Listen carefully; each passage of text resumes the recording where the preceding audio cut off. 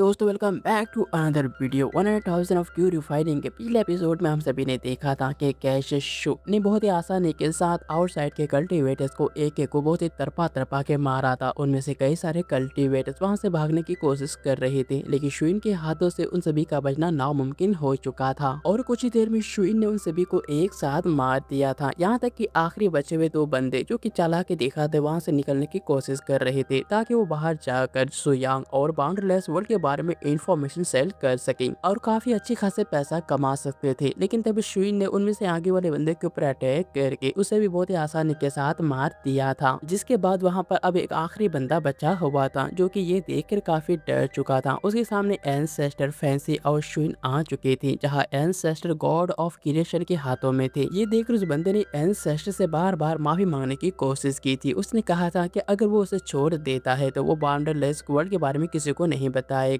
बल्कि उल्टा कॉस्मिक सी में जो एंसेंट सेक्ट है जिसे कि गॉड्स चलाते हैं उनके बारे में भी इंफॉर्मेशन दे सकता है। लेकिन एंसेस्टर ने उसके ऊपर बिल्कुल भी ध्यान नहीं दिया था और एंसेस्टर ने स्नैप करते हुए उस बंदे को भी वहीं पर मार दिया था। तो अब आ गई तो इस नेक्स्ट एपिसोड की शुरुआत होती ही हमें एक बेजान और खंडर जगह का सीन दिखाया जाता है, जो जगह थोड़ा सा डरावना भी था। लेकिन उसी जगह के एक और दूसरी साइड हम उस मास्क पहने हुए लड़की को देखते हैं जिसने अपने आंखों पर पट्टी बांध कर रखा था। वो धीरे धीरे आगे बढ़ रही थी, लेकिन तभी अचानक उसे महसूस होता है कि जैसे कि कोई उसका पीछा कर रहा है। और उसका ये शक बिल्कुल सही होता है, क्योंकि उसका पीछा एक आदमी कर रहा था जो कि काफी तेजी के साथ उसका पीछा कर रहा था। लेकिन साथ ही साथ वो आदमी काफी चालाक के साथ और अपने कदमों को बहुत ही अच्छे तरह से रख रहा था ताकि उस लड़की को उसके मौजूदगी का पता ना चल सके। जिसके बाद वो आदमी अचानक उन पत्थरों से निकलकर सीधे उस लड़की के पास जाने की कोशिश करने लगता है। लेकिन उसे क्या पता था कि लड़की को पहले ही उसके आने के बारे में पता चल चुका था। इसी की वजह से जब वह आदमी आगे चलकर देखता है तो काफी हैरान हो जाता है, क्योंकि वो लड़की वहां पर था ही नहीं। इसी की वजह से वो सावधानी से आसपास देखती है, लेकिन अब उसका सावधानी बहुत ज्यादा बेकार बन चुका था, क्योंकि पीछे से वही लड़की आकर सीधे अपने तलवार को उसके सीने के आर पार कर देती है, जिसकी वजह से उस बंदे को अपना डिफेंस यानी कि अपना बचाव करने का मौका भी नहीं मिल पाता। जिसके बाद वो लड़की बहुत ही बेरहमी के साथ उस आदमी को वहीं पर फेंक कर बिना किसी इमोशनल के वहां से जाने लगती है। लेकिन जाते हुए अचानक उसे स्ट्रॉन्गेस्ट पावरफुल कल्टीवेटर का प्रेशर महसूस होता है, जिसकी वजह से उसके हाथ और पैर कांप जाते हैं। वो जल्दी से नीचे झुककर कहती है कि मुझे माफ कर दीजिए, मुझे नहीं पता था कि ये बंदा हम में से एक है, इसके लिए आप मुझे पनिशमेंट दे सकते हैं चेयरमैन। कुछ ही देर बाद हम देखते हैं कि कैसे उस लड़की की बातों को सुनने के बाद वहाँ पर एक मिस्टीरियस पर्सन आता है, जो कि उस लड़की को कहने लगता है कि इसमें तुम्हारी कोई भी गलती नहीं है। साथ ही साथ वो बंदा अपने हाथ से एक एनर्जी निकालता है। उस लड़की को कहने लगता है कि ये गलती साफ साफ उसका ही है, क्योंकि वो अपनी ड्यूटी को अच्छी तरह से नहीं कर पाया। दूसरी तरफ हम उस बंदे को देखते हैं जिसका दो साथी आकर उसे उठा रहे थे, लेकिन उस बंदे के हाथों से निकला हुआ एनर्जी आसमान के ऊपर जाकर एक स्वॉर्ड में कन्वर्ट हो जाता है और वो स्वॉर्ड सीधे जाकर उस घायल आदमी की पीठ के आर पार हो जाता है, जो देखकर वो लड़की डर के मारे अपने कदमों को और भी पीछे हटा लेती है। लेकिन साथ ही हम देखते हैं उस बंदे को जिसके पीठ के उस आर पार स्वॉर्ड हो चुका था। लेकिन उस स्वॉर्ड को देखकर ऐसा लग रहा था जैसे कि उस बंदे की वो पावर को चूस रहा है, यानी कि उसके ब्लड को भी निकाल रहा था। उस बंदे को बहुत ही ज्यादा दर्द होता है, जो देखकर उसके बाकी दो साथी भी पूरी तरह से घबरा जाते हैं, क्योंकि उसे सच में बहुत ज्यादा दर्द हो रहा था। दर्द के मारे वो बंदा कहता है कि चेयरमैन प्लीज मुझे माफ कर दीजिए, मुझे सिर्फ एक और मौका देकर देखिए। लेकिन तब तक अब काफी देर हो जाता है, क्योंकि वो स्वॉर्ड काफी तेजी के साथ उसके खून के साथ साथ उसके सोल को भी अपने अंदर सोख लेता है। ऐसा लग रहा था जैसे कि ये ब्लड सोखने वाला स्वॉर्ड दूसरे के पावर्स और उनके ब्लड को सोख कर अपने आप को स्ट्रॉन्ग बनाता है। फिर वो चेयरमैन उन सभी को बताता है कि किसी को भी आसान मौत देना बहुत ही बेकार चीज होता है, मारने में तो असली मजा तब आता है जब उसे तरपा कर मारा जाए। इससे हमें ये पता चलता है कि यह चेयरमैन बहुत ज्यादा बेरहम चेयरमैन है। लेकिन अब जैसे जैसे उस शॉट के अंदर से एक रेड कलर का सोल निकला था, वो उस बंदे को पूरी तरह से खाता ही जा रहा था, जिसके वजह से अब उस बंदे का दर्दनाक चीख लगातार उस जगह पर फैलता ही जा रहा है, जो देखकर आंख में पट्टी बांधे हुए लड़की काफी ज्यादा डर और सहम जाती है, क्योंकि वो जानती है कि यह चेयरमैन उससे कहीं ज्यादा बेरहम है। हालांकि वो बंदा उस शॉट से बचने की कोशिश कर रहा था, लेकिन वो शॉट काफी ताकतवर होता है और इसी की वजह से वो शॉट उसे पूरी तरह से अपने अंदर एब्जॉर्ब कर लेता है और कुछ ही देर में सब कुछ शांत हो जाता है। जिसके बाद वो चेयरमैन अपने शॉट को लेने के बाद उस लड़की की तरफ देखते हुए कहने लगता है कि मुझे काफी अच्छी तरह से याद है कि मैंने तुम्हें अपने एक साथी के साथ रहने के लिए कहा था, लेकिन तुम यहाँ पर क्या कर रही हो और तुम्हारे साथ क्या हुआ। इस पर वो लड़की नीचे झुककर ही बताती है कि दरअसल मैं अपने बॉस के साथ एंड सनसेट की इन लोगों ने उसकी जांच करने की कोशिश की, लेकिन हमारे साथ बहुत ज्यादा बुरा चीज हो गया जिसका हमें उम्मीद नहीं था, और इसी की वजह से मैं अपने बॉस से अलग हो गई। लेकिन उस लड़की के बातों को सुनने के बाद वो चेयरमैन अपने शॉट को देखते हुए कहने लगता है, एक तो हमारे हेडक्वार्टर में इतने सारे अफेयर्स हो चुके हैं और इतने सारे अफेयर्स के बीच तुम अपने बॉस से अलग हो गई। सच में ये बात काफी ज्यादा अजीब है। जिस बात को सुनकर तो वो लड़की और भी ज्यादा डर जाती है और फिर डरते हुए बताती है कि मुझे माफ कर दीजिए चेयरमैन। दरअसल बॉस, इतना कहने के बाद वो अपने जुबान को रोक लेती है, लेकिन एक लंबी सांस लेने के बाद वो सीधे बताती है कि असल में उसके बॉस को वुजी वर्ल्ड के नाम के जुयांग ने मार दिया है, और मरने से पहले मेरे बॉस ने मुझे कहा था कि मैं जुयांग से सबसे पहले एंड सनसेट के बारे में पता लगा सकूं, और इसी की वजह से मैं यहाँ पर चली आई। उस लड़की की बातों को सुनने के बाद वो चेयरमैन काफी हैरानी के साथ कहता है कि अच्छा, तो तुम वुजी वर्ल्ड के बारे में बात कर रहे हो। इस पर वो लड़की डरते हुए कहने लगती है कि हाँ बिल्कुल, क्योंकि बॉस ने कुछ दिन पहले ही एक न्यू वर्ल्ड को ढूंढ कर निकाला था जिस वर्ल्ड का नाम था वुजी वर्ल्ड, और उसका असली मालिक एंसेस्टर जुयांग नाम का बंदा था जो कि काफी स्ट्रॉन्ग था, और इसी की वजह से हमारे बॉस उससे बात करना चाहते थे ताकि वो अपने एसोसिएशन को और भी आगे बढ़ा सके। लेकिन किसे पता था कि एंसेस्टर जुयांग हमारे बॉस को मारने के लिए उसके तेजस को हत्याना चाहेंगे, और जब हमारा बॉस उससे मिला तब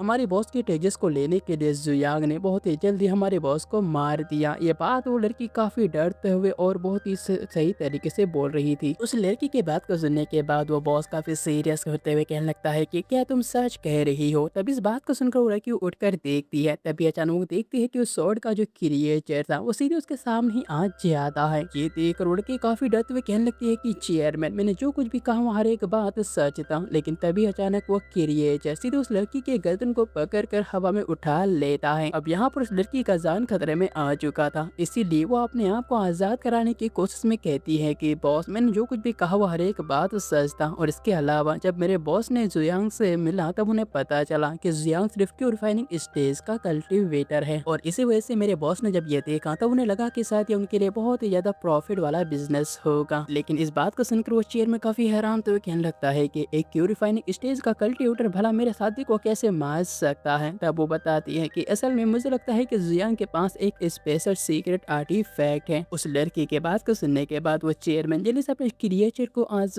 दूर हटने का इशारा करता है, जिसके बाद वो लड़की आजाद होने के बाद बताती है कि हाँ, मुझे पूरा यकीन है कि मेरे बॉस जुयांग के किसी सीक्रेट आर्टिफैक्ट के हाथों ही मारा गया है। लेकिन तभी अचानक वो लड़की एक पल के लिए रुक जाती है। फिर वो रुकने के बाद कहती है कि चेयरमैन, अगर आप चाहो तो मैं आप उसको पास लेकर जा सकती हूँ। लेकिन वो चेयरमैन ठंडी आवाज में कहता है कि इसकी कोई भी जरूरत नहीं है, और इसी के साथ ही अचानक वो क्रिएचर काफी तेजी के साथ सीधे उस लड़की के ऊपर अटैक करने की कोशिश करने लगता है। तब ये देखकर वो लड़की उस क्रिएचर के ऊपर अटैक करके उसे दूर कर देती है, लेकिन वो लड़की किसी भी तरह का सांस भी नहीं लेती और काफी तेजी के साथ अपने हाथ में एक आइस ब्लेड लेकर सीधे चेयरमैन के ऊपर अटैक करने के लिए चली जाती है। लेकिन वो चेयरमैन बहुत ही आसानी के साथ अपने एक ही हाथ से उस लड़की को दूर फेंक देता है। वो लड़की काफी दूर गिरने के बाद दोबारा उठती है और उस बंदे को बताती है कि अगर तुमने मुझे मार दिया तब तुम्हें कभी पता ही नहीं चलेगा कि आखिरकार वो न्यू वर्ल्ड कहाँ पर है। लेकिन इस पर वो चेयरमैन काफी घमंड के साथ कहने लगता है कि इसकी कोई भी जरूरत नहीं, क्योंकि तुम्हारे मरने के बाद तुम्हारा जो सोल होगा वो मुझे आगे का रास्ता जरूर दिखाएगा। इतना कहने के बाद वो अपने स्वॉर्ड के क्रिएचर को सीधे उस लड़की के ऊपर अटैक करने का ऑर्डर देता है। ये देखकर तो वो लड़की काफी डर जाती है, क्योंकि वो काफी अच्छी तरह से जानती थी कि वो क्रिएचर कितना ज्यादा स्ट्रॉन्ग है। इसी की वजह से वो 2 कदम पीछे हटने के बाद जल्दी से अपना एक आइस बैरियर क्रिएट करती है ताकि वो उस क्रिएचर को अपने पास आने से रोक सके। लेकिन उस बैरियर को देखने के बाद वो चेयरमैन काफी सीरियस होकर कहने लगता है कि तुम्हारे पास जो एनर्जी है वो तो बिंग हुआन वर्ल्ड का लग रहा है, लेकिन तुम्हारा मामूली सा एनर्जी भला मेरे अटैक को कैसे रोक पाएगा। और इतना कहकर वह चेयरमैन अपने स्वॉर्ड को और आगे बढ़ाकर उस क्रिएचर को ऑर्डर देता है, जिसके बाद अचानक वो क्रिएचर एकदम गुस्से से लाल हो जाता है और इसी के साथ वो क्रिएचर अपने खतरनाक हाथ से सीधे उस बैरियर के ऊपर अटैक कर देता है और उसके अटैक से वह बैरियर की दरारें अंदर आने लग जाते हैं। दूसरा अटैक करते ही वह बैरियर पूरी तरह से डिस्ट्रॉय हो जाता है, जिसकी वजह से अब उस लड़की के बॉडी के अंदर उस क्रिएचर का स्वॉर्ड चला गया था और इसी की वजह से वो क्रिएचर अब उस लड़की के एक हाथ को काटने लगता लगता है, जिसकी वजह से उस लड़की को बहुत ही ज्यादा दर्द हो रहा था। दो दर्द किसी के लिए भी सहना मुमकिन ही नहीं था, लेकिन ये देख कर चेयरमैन बस ठंडी हंसी हंसकर उसे बहुत ही बेरहमी से देखने लगता है। दूसरी तरफ वो क्रिएचर बिना किसी इमोशनल के लगातार उसके हाथ को खाता ही जा रहा था, जिसकी वजह से उस लड़की को काफी दर्द होता है। हालांकि वो आजाद होने की कोशिश करती है, लेकिन बहुत ही जल्दी उसे समझ में आ जाता है कि शायद अब उसका बचना नामुमकिन है, और इसी की वजह से वो ज्यादा कोशिश नहीं करती। ऐसा लग रहा था जैसे कि उसने अपनी मौत को गले लगाना मान लिया है। लेकिन जब वो लड़की हार मान चुकी थी, तभी अचानक उसी वक्त उसके बॉडी के अंदर गोल्डन लाइट चमकने लगता है। वह गोल्डन लाइट धीरे धीरे काफी तेज हो जाता है और उसके बॉडी के अंदर से एक गोल्डन लाइट ऑरा निकलता है, जिसकी वजह से वो क्रिएचर और वो चेयरमैन वो सभी काफी दूर चले जाते हैं। लेकिन ये देखकर वो चेयरमैन काफी हैरान हो जाता है। उसे समझ में नहीं आता कि आखिरकार ये गोल्डन ऑरा किसका था। दूसरी तरफ वह लड़की जो कि बहुत ही बुरी तरह से इंजर्ड हो चुकी थी, अब उसका एक हाथ उस क्रिएचर की वजह से पूरी तरह से खत्म हो चुका था। उसके बॉडी से खून निकल रहा था। साथ ही उस लड़की के बॉडी के अंदर अचानक ही एक एनर्जी चारों तरफ घूमता है और उसके पीछे एक स्पेस रिफ्ट ओपन होता है और वो सीधे उस स्पेस रिफ्ट के अंदर चली जाती है। के बाद अगले ही सीन में हम देखते हैं कि कैसे वो स्पेस रिफ्ट सीधे एंसेस्टर के गार्डन के पास खुलता है, जिसके अंदर से वो लड़की बहुत ही बुरी तरह से घायल होकर निकलती है। उसका शरीर अब खून से भर चुका था, उसका हाथ जो कि कट चुका था, उसके अंदर से लगातार खून बह रहा था। ये देखकर फैंसी जल्दी से उसके पास जाकर उसे संभालती है। साथ ही साथ फैंसी सबसे पहले उसके खून को बंद करने के लिए उसके नसों को बंद करती है ताकि उसका खून बहना रुक सके। फैंसी के इतना करने की वजह से उस लड़की के दर्द में उसे थोड़ा सा राहत मिलता है, लेकिन वो काफी हैरान होकर एंसेस्टर को कुछ कहना चाहती थी, लेकिन ऐसा लग रहा था जैसे कि उसके मुंह से कोई शब्द निकल ही नहीं रहा था। लेकिन एक लंबी सांस लेने के बाद वो हकलाते हुए कहने लगती है कि एंसेस्टर, आखिरकार आपने मुझे क्यों बचाया। हालांकि एंसेस्टर उसके बात का जवाब नहीं देता, लेकिन फैंसी उसे बताती है कि जो भी कोई भी एंसेस्टर के लिए काम करता है, एंसेस्टर से कभी चोट पहुंचने नहीं दे सकते। लेकिन फैंसी की बातों को सुनने के बाद भी वो लड़की नाराज होकर एंसेस्टर के आगे झुकते हुए कहने लगती है, एंसेस्टर सच कहूँ तो मैं आपके इस दयालुता के बिल्कुल भी काबिल नहीं हूँ, क्योंकि एक तो मैंने के लिए वो काम नहीं किया। आपने जो मुझे कहा था कि मुझे एंसेंट सेक्ट को ढूंढना है, वो काम भी नहीं हो पाया। उल्टा मैंने हमारे चेयरमैन हे लुन यू को भी जगा दिया, जो कि काफी खतरनाक है। इसलिए प्लीज एंसेस्टर, आप इस बात के लिए मुझे सजा दे सकती हूँ। लेकिन एंसेस्टर उसकी बातों को सुनने के बाद अपने हाथ से एक छोटा सा एनर्जी बॉल छोड़ता है, जो कि जाकर सीधे उस लड़की के शरीर के अंदर चला जाता है। देखते ही देखते वो लड़की हवा में उड़ने लगती है और उसके अंदर स्पिरिचुअल एनर्जी जमा होने लगता है। कुछ ही देर में जब उसके बॉडी के अंदर बहुत अच्छा खासा स्पिरिचुअल एनर्जी आ जाता है, तब उसका घायल हाथ भी अच्छी तरह से ठीक हो जाता है, जो देखकर उस लड़की को खुद अपने आंखों पर यकीन नहीं होता, क्योंकि एंसेस्टर ने उसे पूरी तरह से ठीक कर दिया था। जिसके बाद एंसेस्टर अपने थ्रोन पर बैठते हुए कहने लगता है कि क्या हेलन ये एक राइट चॉइस था। जिसके बाद सीन बदलता है और हम उसी गुफा के अंदर चेयरमैन और उसके दोनों साथियों को देखते हैं। वो दोनों ही बंदे चेयरमैन के पास आकर उन्हें बताते हैं कि हमने जगह की बहुत ही अच्छी तरह से जांच की, लेकिन हमें किसी भी तरह का कोई सुराग नहीं मिला। हमें लगता है कि शायद वो स्पेस रिफ्ट को सीधे ओपन किया गया है। वही बंदा डरते हुए कहने लगता है कि चेयरमैन, क्या सच में प्यूरिफाइंग स्टेज का कल्टीवेटर इतना ज्यादा स्ट्रॉन्ग होता है। लेकिन चेयरमैन अपने सोर्ड को साफ करते हुए कहने लगता है कि शायद मुझे लगता है कि न्यू वर्ल्ड के अंदर जो खास तरह का ट्रेजर है वो मेरे उम्मीद से बहुत ही ज्यादा है। और इसके अलावा एक बात तो सच है कि उस न्यू वर्ल्ड जिसका नाम मूजी वर्ल्ड है, उसका जो न्यू रूलर है वो काफी ज्यादा स्ट्रॉन्ग होगा।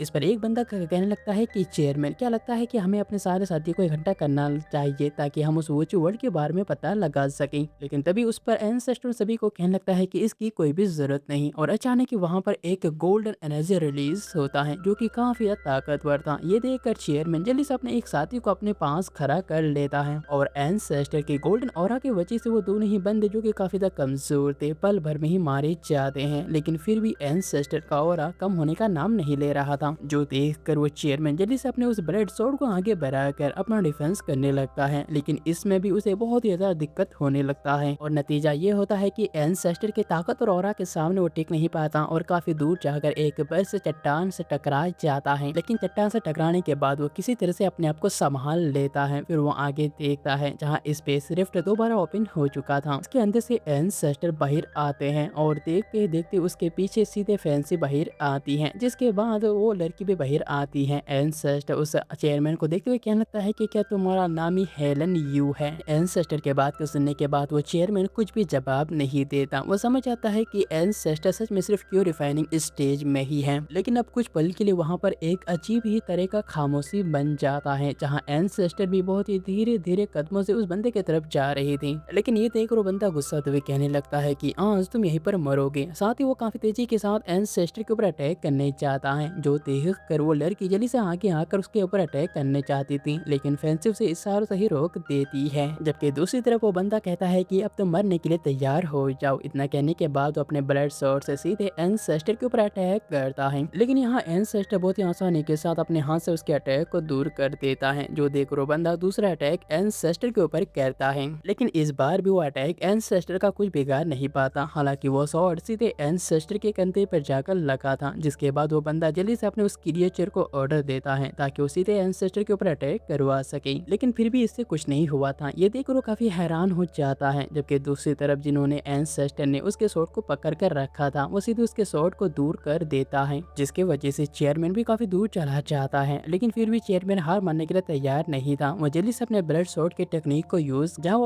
यूज करते हुए अपने ब्लड क्रिएचर को निकालने की कोशिश कर रहा था, जिसके वजह से उस स्वॉर्ड के अंदर से एक खतरनाक ब्लडिंग ऑरा निकलता है, जो देखकर एक पल के लिए वह लड़की काफी डर जाती है। लेकिन फिर भी एंसेस्टर यहाँ पर सिर्फ शांत ही रहता है, जो देख बंदा काफी हैरान होकर अपने क्रिएचर को देखने की कोशिश करने लगता है, जो कि हर बार उसके बुलाने के बाद काफी जल्दी आ जाया करता था। लेकिन उस चेयरमैन को इतना हैरान होता हुआ देखकर एंसेस्टर से कहने लगता है कि क्या तुम इसे ढूंढ रही थी। और इतना कहने के बाद एंसेस्टर अपने हाथ से उस क्रिएचर को निकालता है, जो कि एंसेस्टर के हाथ में सिर्फ एक छोटे से खिलौने के तौर पर था। लेकिन तभी अचानक वो क्रिएचर एंसेस्टर के हाथ से छलांग मारकर सीधे उस चेयरमैन के ऊपर अटैक कर देता है। जो चेयरमैन कुछ देर पहले उस क्रिएचर को अच्छी तरह से कंट्रोल कर सकता था, लेकिन अब वो क्रिएचर उसके ऊपर अटैक करके उसकी बॉडी को खाने लगा था। यहाँ देखकर उस चेयरमैन की आंखों में हैरानी बढ़ जाता है। वो हैरान और डर से कहने लगता है कि आखिरकार तुम कौन हो और तुम इस तरह के क्रिएचर को कैसे कंट्रोल कर सकते हो। लेकिन फिर भी एंसेस्टर उसके बात के ऊपर कोई जवाब नहीं देता। जबकि दूसरी तरफ वो क्रिएचर लगातार उस बंदे के बॉडी को खाता ही जा रहा था, और इसी के वजह से उस बंदे को काफी ज्यादा दर्द हो रहा था। वो अपने दर्द को सहते हुए कहने लगता है कि मैं इसके काबिल नहीं था, इसीलिए ये आज मैं हार गया। लेकिन अगर तुम मुझे मारना ही चाहते हो तो तुम मुझे डायरेक्ट क्यों नहीं मार देते। चेयरमैन की बात को सुनकर वो लड़की रोकने के लिए जाने थी, लेकिन एंसेस्टर से वहीं पर रोक देता है, जो देखकर वो लड़की थोड़ी हैरान हुए कहने लगती है कि एंसेस्टर, मुझे लगता है कि अगर चेयरमैन जिंदा रहा तो यहाँ के लिए काफी ज्यादा यूजफुल होगा। इस पर फैंसी कहने लगती है कि बहुत ही आसानी के साथ मौत देना बहुत ही ज्यादा आसान होगा, लेकिन तरपा कर मारना काफी ज्यादा अच्छा होता है। असल में फैंसी ने बिल्कुल उसी के ही डायलॉग को उसके ऊपर ही चिपका दिया था। दूसरी तरफ चेयरमैन का भी दर्द भरा आवाज उन्हें सुना ही देता है। तब ये देखकर उड़के हैरान हुए कहने लगती है कि अगर ये बंदा मर गया, कि मनी मन सोचती है कि शायद एंसेस्टर उसका बदला ले रहा था। जबकि दूसरी तरफ वह क्रिएचर बहुत आसानी के साथ चेयरमैन को खा चुका था। चेयरमैन के बॉडी के अंदर से जो खून निकला था बस वही बचा हुआ था। यहाँ देखकर वो लड़की हाथ जोड़कर एंसेस्टर को बताती है कि चेयरमैन मारा जा चुका है, और इसी के साथ ही हमारा एंशिएंट ट्रायल में जाने का जो कट ऑफ था वो भी कट हो चुका है, यानी कि हम एंशिएंट तक में जा ही नहीं सास। और इसीलिए एंसेस्टर, इसके लिए आप मुझे माफ कर दीजिए, क्योंकि मैं ये काम के लिए बहुत ज्यादा अनवर्थित। लेकिन इस पर एंसेस्टर कहने लगता है कि चिंता करने की कोई बात नहीं। और इतना कहने के बाद एंसेस्टर अपने हाथ से एक छोटे से एनर्जी बॉल को सीधे उस क्रिएचर के सिर के ऊपर मारता है। उस एनर्जी बॉल के लगते ही अचानक वो क्रिएचर सीधे चेयरमैन को बाहर निकाल देता है, जो कि दोबारा बिल्कुल सही सलामत और जिंदा हो चुका था। लेकिन अब चेयरमैन की आंखों में मौत का डर साफ साफ दिख चुका था। वो डरते हुए कहने लगता है कि एंसेस्टर, प्लीज मुझे मत मारिए, आप जो कहो कि वो मैं करने के लिए तैयार हूँ। अब वो लगातार सिर्फ एंसेस्टर से अपनी जान का भीख ही मांग रहा था। एंसेस्टर शांत आवाज में कहने लगता है कि मैं चाहता हूँ कि तुम एंसेस्टर के बारे में पता लगाओ। और दोस्तों, इसी के साथ ये शानदार एपिसोड भी यहीं पर एंड होता है। अगर इस एपिसोड को लेकर आपका किसी भी तरह का क्वेश्चन है या फिर आपको कुछ समझ में ना आए तो आप मुझे कमेंट जरूर कर सकते हो। मैं उम्मीद करूंगा कि मैं आपकी कमेंट का जवाब दे सकूं, जिससे कि आप समझ सको।